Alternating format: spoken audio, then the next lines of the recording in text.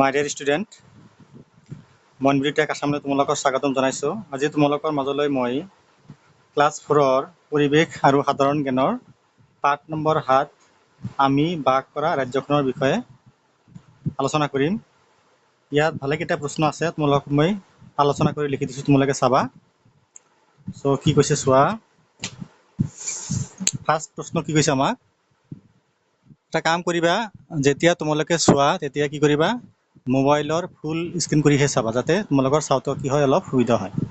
চ' মই আৰম্ভ কৰোঁ। ফাৰ্ষ্ট কুৱেশ্যন কি আছে, অসমৰ চাৰিসীমা কি কি? এনেকৈ লিখিবা, অসমৰ চাৰিসীমা তলত উল্লেখ কৰা হ'ল।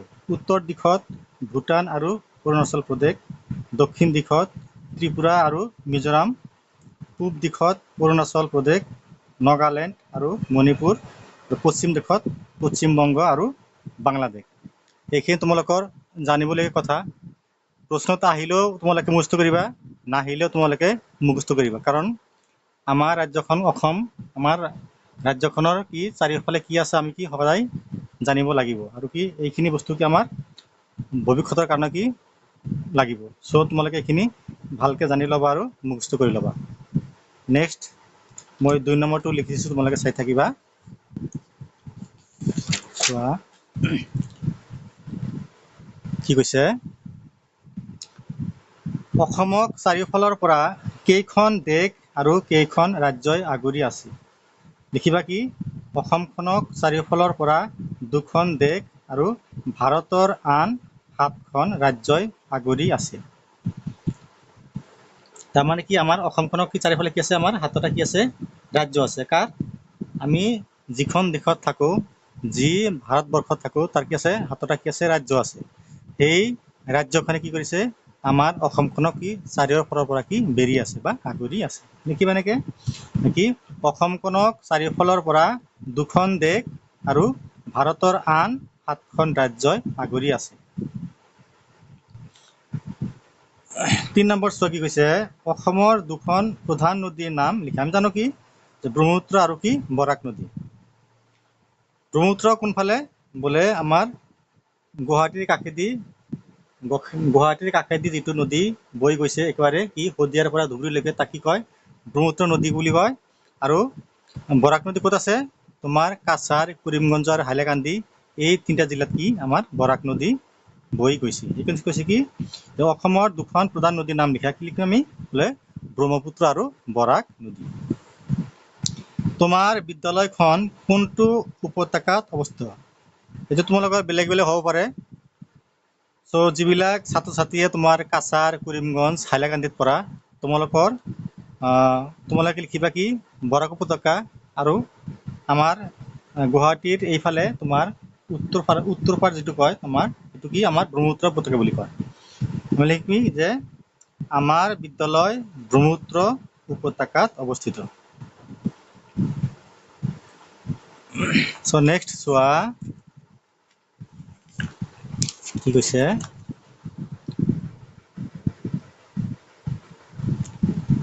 ব্ৰহ্মপুত্ৰ নদীৰ 10খন উপনৈৰ নাম লিখা। উপনৈ মানে কি, তাৰমানে যিবিলাক নৈ বৈ গৈ কি মূল নদীত কি পৰিছে, সেইবিলাক কি উপনৈ।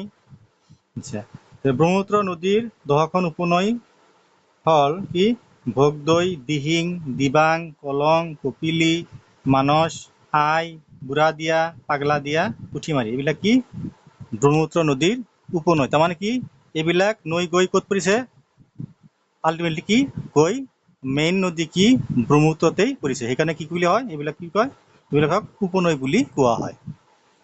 চিমিলাৰলি বৰাক নদীৰ 5খন উপনৈৰ নাম লিখা। কি লিখিবা, বোলে বৰাক নদীৰ 5খন উপনৈ, জিৰি, জাতিংগা, সোণাই, ধলেশ্বৰী আৰু লাংঘাই। 7 নম্বৰ, অসমত মুঠ কেইখন জিলা আছে? 10খন জিলাৰ নাম লিখা। আমি লিখিম কি, যে অসমত বৰ্তমান মুঠ 33খন জিলা আছে। এইটো কি তোমাৰ হয়তো কি সময়ে সময়ে কি সলনি হ'ব পাৰে, কিন্তু বৰ্তমান কি আমাৰ অসমত কি বোলে 33খন কি আছে, জিলা আছে। ইয়াৰে 10খন জিলাৰ নাম তোমালোকে লিখিলে হ'ল। যিকেইটা তোমালোকৰ মুখস্থ থাকে সেইখিনি লিখিবা। চোৱা মই কি লিখি দিছোঁ, বৰপেটা, বঙাইগাঁও, গোৱালপাৰা, ধুবুৰী, চিৰাং, কোকৰাঝাৰ, নলবাৰী, গোলাঘাট, যোৰহাট, নগাঁও। 1 2 3 4 5 6 7 8 9 10 তোমালোকে লিখিলে হ'ল, যিকেইটা মুঠ থাকে সেইখিনি লিখিবা। আৰু আছে 8 নম্বৰ, তোমাৰ বিদ্যালয়খন কোন জিলাত অৱস্থিত আৰু এই জিলাখনত কেইটা মহকুমা আছে? নাম সহকাৰে লিখা। কি আমাৰ বিদ্যালয়খন বৰপেটা জিলাত অৱস্থিত। এই জিলাখনত মুঠ 2টা মহকুমা আছে, বৰপেটা আৰু বজালী। জিলাখনত 7টা উপ মহকুমাও আছে। নেক্সট চোৱা, অলপ দীঘলীয়া চেপ্টাৰ, উপায় নাই, তোমালোকে লিখিবা, লিখি পেলাই নোট কৰি ৰাখিবা। অসমৰ যাতায়াতৰ কি ব্যৱস্থা আছে? বোলে কি অসমত জলপথ, স্থলপথ আৰু আকাশী পথেৰে যাতায়াতৰ সম্পূৰ্ণ ব্যৱস্থা আছে। জলপথ মানে কি, যে কি পানীৰে যিবিলাক যন্ত্ৰচালিত নাও কি পানীৰে চলে। চোৱা আমি কি নাৱেৰে যাওঁ বা কি আমি জাহাজেৰে যাওঁ বা ফেৰীৰে যাওঁ, সেইবিলাক কি জলপথ। স্থলপথ মানে কি যিবিলাক বাহনেৰে কি আমি মাটিৰে চলাচল কৰোঁ, সেইবিলাক কি স্থলপথ। আৰু কি আকাশী পথ মানে কি ধৰা হেলিকপ্টাৰ, বিমান, এইবিলাক কি আমি কি কৰোঁ বোলে আকাশী পথেৰে কি যাতায়াত কৰোঁ। এই 3টা ব্যৱস্থা কি আছে বোলে আমাৰ অসমত উপলব্ধ আছে। সেই কথা কৈছে কি যে অসমৰ যাতায়াতৰ কি ব্যৱস্থা আছে, লিখিবা কি বোলে অসমত জলপথ, জল মানে কি পানী, অসমত জলপথ, স্থলপথ, স্থল মানে কি মাটি, অসমত জলপথ, স্থলপথ আৰু আকাশী পথেৰে যাতায়াতৰ সম্পূৰ্ণ ব্যৱস্থা আছে। নেক্সট চোৱা 10 নম্বৰ, ব্ৰহ্মপুত্ৰ নদীত থকা 5টা উল্লেখযোগ্য জাহাজ ঘাটৰ নাম লিখা। লিখিবা কি ব্ৰহ্মপুত্ৰ নদীত থকা 5টা উল্লেখযোগ্য জাহাজ ঘাট হ'ল ধুবুৰী, যোগীঘোপা, পাণ্ডু, শিলঘাট, জামুগুৰি আৰু কি নামেৰি। এইবিলাক কি আছে, এইবিলাক জিলাত কি আছে, জিলা মানে কি এইবিলাক ঘাটত কি আছে, তোমাৰ জাগাত কি আছে, তোমাৰ কি বৃহৎ কি আছে জাহাজ ঘাট আছে। নেক্সট 11 নম্বৰ চোৱা, বৰাক নদীত থকা 3টা উল্লেখযোগ্য জাহাজ ঘাটৰ নাম লিখা। কি লিখিবা, শিলচৰ, বদৰপুৰ আৰু কি কৰিমগঞ্জ। এই 3টাত কি আছে বোলে বৰাক নদীত বা বৰাক উপত্যকাত কি আছে 3টা কি আছে জাহাজ ঘাট আছে।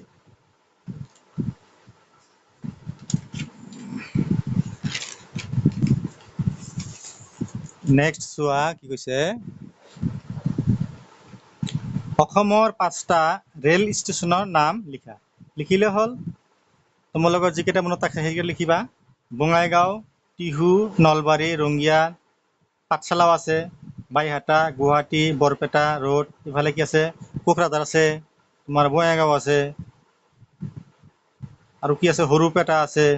তোমালোকৰ যিকেইটা মুখস্থ থাকে সেইকেইটা লিখিলে হ'ল। 14 নম্বৰ চোৱা, অসমৰ একমাত্ৰ আন্তঃৰাষ্ট্ৰীয় বিমানবন্দৰটোৰ নাম কি? আমি জানো কি যে কি একমাত্ৰ আমাৰ অসমৰ আন্তঃৰাষ্ট্ৰীয় বিমানবন্দৰ কি বোলে লোকপ্ৰিয় গোপীনাথ বৰদলৈ আন্তঃৰাষ্ট্ৰীয় বিমানবন্দৰ। এইটো ক'ত আছে বোলে গুৱাহাটীৰ বৰঝাৰত আছে। আন্তঃৰাষ্ট্ৰীয় মানে কি, আন্তঃৰাষ্ট্ৰীয় মানে কি যে আমাৰ এই গুৱাহাটীৰ পৰা মানে কি এই বিমানবন্দৰৰ পৰা আমি কি বেলেগ বেলেগ ৰাজ্য বা বেলেগ বেলেগ ৰাষ্ট্ৰত কি আমি যাব পাৰোঁ। তেনেকুৱা তোমাৰ ডাইৰেক্ট কি ক'ত যোৱা যায়, ইয়াৰ পৰাই বোলে আৰবত যোৱা যায়, তোমাৰ চাউথ আফ্ৰিকাত যোৱা যায়, অষ্ট্ৰেলিয়া যোৱা যায়। গতিকে কি আমি বেলেগ বেলেগ কি শ্ৰীলংকাত যোৱা যায়, বাংলাদেশ যোৱা যায়। গতিকে কি সেইকাৰণে কৈছে কি আন্তঃৰাষ্ট্ৰীয় মানে কি আমি বেলেগ বেলেগ কি আমি ৰাষ্ট্ৰত কি যাব পাৰোঁ। কাৰ জৰিয়তে? এই গুৱাহাটীৰ বৰঝাৰত থকা লোকপ্ৰিয় গোপীনাথ বৰদলৈ বিমানবন্দৰৰ পৰা। তোমালোকে চাবা, যেতিয়া অলপ ডাঙৰ হ'বা তেতিয়া যাবা, ফুৰিবলৈ যাব লাগে, গৈ পেলাই চাই আহিবা। অসমত থকা বিমানবন্দৰ কেইটাৰ নাম লিখা। আমাৰ অসমত কি আছে আৰু ভালেকেইটা কি আছে সৰু সৰু বিমানবন্দৰ আছে। সেইবিলাক কি বোলে লোকপ্ৰিয় গোপীনাথ বৰদলৈ এইটো ডাঙৰ বিমানবন্দৰ, এইটো ক'ত আছে গুৱাহাটীত। মোহনবাৰী এইটো ক'ত আছে ডিব্ৰুগড়ত আছে। লীলাবাৰী এইটো ক'ত আছে লখিমপুৰত আছে। শালিনীবাৰী এইটো ক'ত আছে তেজপুৰত আছে। ৰৰৈয়া, যোৰহাটত আছে, কুম্ভীৰ গ্ৰাম এইটো কি আছে, ক'ত আছে বোলে শিলচৰত আছে। চ' এইখিনি কি আছে আমাৰ বোলে লোকপ্ৰিয় গোপীনাথ বৰদলৈৰ উপৰিও কি আমাৰ সৰু সৰু কি আছে বোলে বিমানবন্দৰ আছে, ক'ত আমাৰ অসমখনত। চ' এইখিনি তোমালোকে মুখস্থ কৰিবা আৰু ধুনীয়াকৈ নোট কৰি ৰাখিবা। চ' নেক্সট চোৱা কি কৈছে, অসমত উৎপাদিত 5বিধ কৃষিজাত সামগ্ৰীৰ নাম লিখা। লিখিবা মাটিমাহ, দাইল, সৰিয়হ, মৰাপাট, আলু, ফুলকবি, জিকা ইত্যাদি। অসমৰ বস্ত্ৰ নগৰী কোনখন? লিখিবা শুৱালকুছি। অসমৰ কোন ঠাইত কাঁহ পিতলৰ সামগ্ৰী তৈয়াৰ কৰা হয়? লিখিবা কি সৰ্থেবাৰীত। 18 নম্বৰ, কেইবিধমান ৰবি শস্যৰ নাম লিখা। লিখিবা ঘেঁহু, সৰিয়হ, মৰাপাট, মটৰ মাহ, ধান, মাকৈ, কপাহ, মৰাপাট এইবিলাক লিখিলে হ'ল। মৰাপাট নহ'ব, মানে কি খাদ্যজাতীয় শস্য কি হয় তোমাৰ ৰবি শস্য হয়। গতিকে ঘেঁহু লিখিবা, সৰিয়হ, মটৰ মাহ, ধান, মাকৈ, কপাহ। আৰু অলপ আছে কুৱেশ্যন, খালী ঠাই আছে। খালী ঠাইখিনি তোমালোকক মই এইখিনি তোমালোকে লিখিবা। মেইন কিতাপৰ পৰা মই লিখি দিছোঁ, চোৱা লাষ্ট 19 নম্বৰ এটা কুৱেশ্যন আছে তোমালোকৰ। কি কৈছে চোৱা, খালী ঠাই পূৰ কৰা। ভোগদৈ ডেছ নদীৰ উপনৈ। লিখিবা কি ব্ৰহ্মপুত্ৰ। লিখিবা কি ভোগদৈ ব্ৰহ্মপুত্ৰ নদীৰ উপনৈ লিখিবা। তোমালোকে বহীত গোটেইখিনি লিখিবা। ভাৰতবৰ্ষৰ ডেছ অঞ্চলত অসম ৰাজ্য অৱস্থিত। লিখিবা কি ভাৰতবৰ্ষৰ উত্তৰ পূব অঞ্চলত অসম ৰাজ্য অৱস্থিত। অসমৰ উত্তৰ দিশত ডেছ দেশ আছে। আমি জানো কি ভূটান আছে। অসমৰ ডেছ দিশত পশ্চিমবংগ আৰু বাংলাদেশ আছে। আমি কি পাইছোঁ যে কি অসমৰ পশ্চিম দিশত কি আছে বোলে পশ্চিমবংগ আৰু কি আছে বোলে বাংলাদেশ আছে। কি পশ্চিম দিশত। ডেছ নং ৰাষ্ট্ৰীয় ঘাইপথে কুঁৱৰীতল আৰু তেজপুৰক সংযোগ কৰিছিল। লিখা বোলে 37 নং ৰাষ্ট্ৰীয় ঘাইপথে কুঁৱৰীতল আৰু তেজপুৰক সংযোগ কৰিছিল। চ' এইখিনি আছিল আমাৰ চেপ্টাৰ কি আছিলে বোলে বোলে আমি বাস কৰা ৰাজ্যখনৰ বিষয়ে ডিটেইলছকৈ তোমালোকক লিখি দিলোঁ। চ' তোমালোকে ধুনীয়াকৈ নোট কৰি ৰাখিবা আৰু মোৰ চেনেল মইন বুলি তাক আছাম তোমালোকে লাইক কৰি দিবা, ছাবস্ক্ৰাইব এটা কৰি দিবা আৰু নিয়মিতভাৱে চাই থাকিবা। নেক্সট ভিডিঅ'ত তোমালোকক মই নেক্সট চেপ্টাৰটো আগবঢ়াম। Thank U.